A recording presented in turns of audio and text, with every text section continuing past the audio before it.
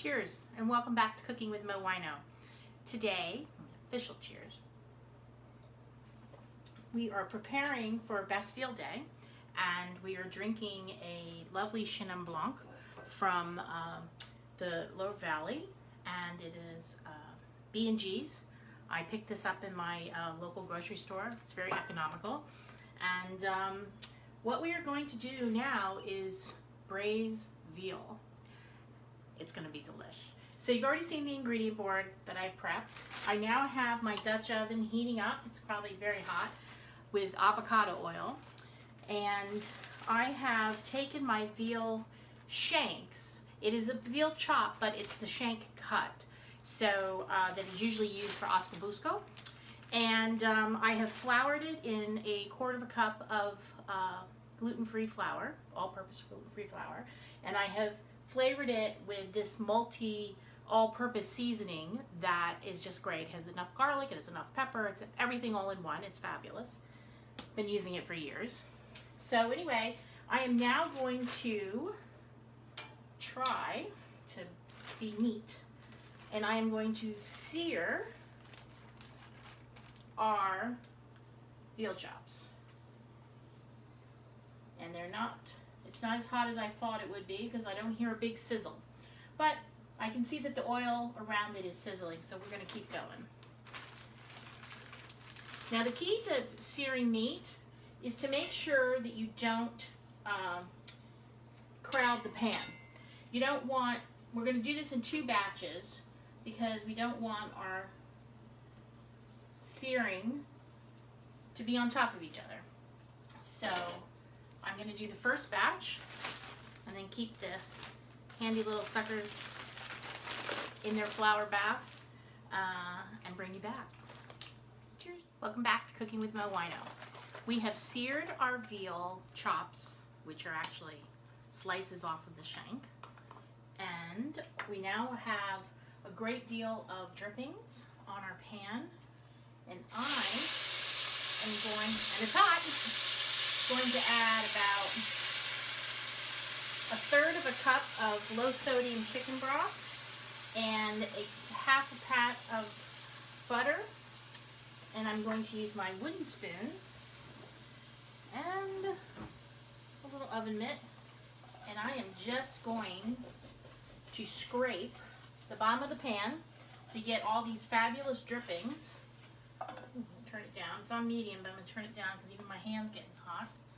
And just going to get all this. Now this is really the basis of the beginning of what would be a great gravy, but we are making a braising liquid for our veal shanks. So, oh yeah, if we just kept this going, put this over some egg noodles, it'd be really good. Some fresh herbs. Wow, I even got scrapings on the side of the pan. That's a first. Okay, when you start pushing and stirring your pan, and when it starts to get smooth, then you know you've picked up all the drippings and the scrapes and the bits. As long as it's smooth. Okay, excellent. So now I am going to add 2 leeks that have been cut in half and then sliced into half moons and then well washed. That's going to be another video. So I'm going to add my leeks. They're just soaking up now all of that browning liquid, which is great. This wasn't on the original ingredient board, but later on it did. I have a pound of shiitake mushrooms that have been destemmed and cleaned. I usually leave my mushrooms to the last half hour, but I really want this to be nothing to do after I put it in the oven and it's ready. But the thing about shiitakes is they have a spongy consistency. They'll hold up longer in the cooking process than a normal brown button, white button mushroom. To me, those just shrivel up and cook very quickly. So this will have some integrity. And also too, we don't want them to be huge because we want the beauty of this meal to be the veal chop with the braising liquid that we're going to put over mashed potatoes. So I'm going to add a pound of shiitakes sliced.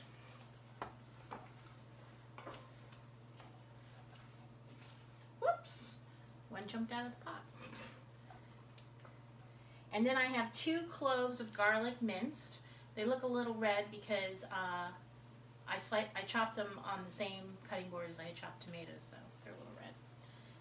Anyway, now a lot of people try to put or want to put in their garlic at the first thing with their olive oil in the bottom of the pan before they start layering all the flavors. I don't do that because garlic burns very easily.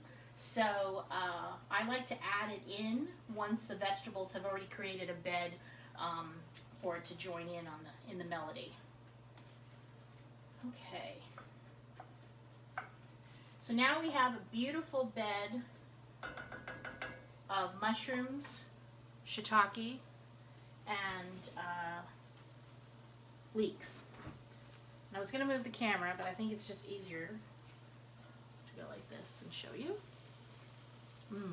Just got a whiff. Really good.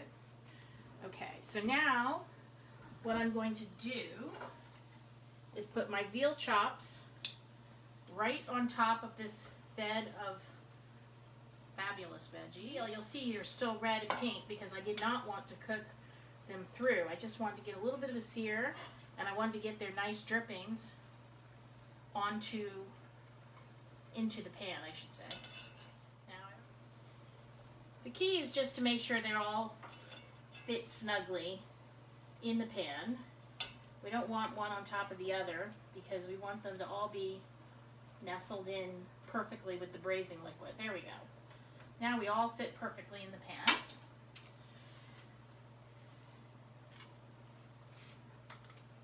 This is a cup of our Chenin Blanc. A can, ooh, that's good stuff.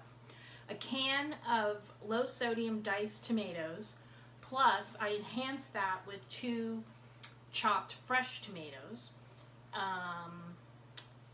And I added a teaspoon of fresh thyme from the garden and a tablespoon of fresh oregano from the garden as well. So now we're just going to pour this all over slowly so as not to splash the chef. The key is that you don't want them sitting in liquid. You want them sitting on top of the liquid. So, getting all the liquid out of this cup here of the wine and the tomato juice from the canned tomatoes.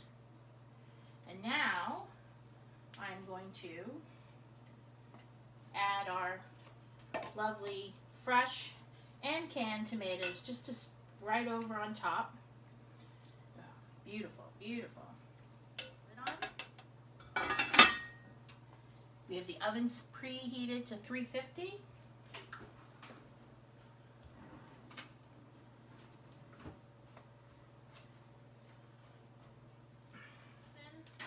I am actually going to turn this down now to 300.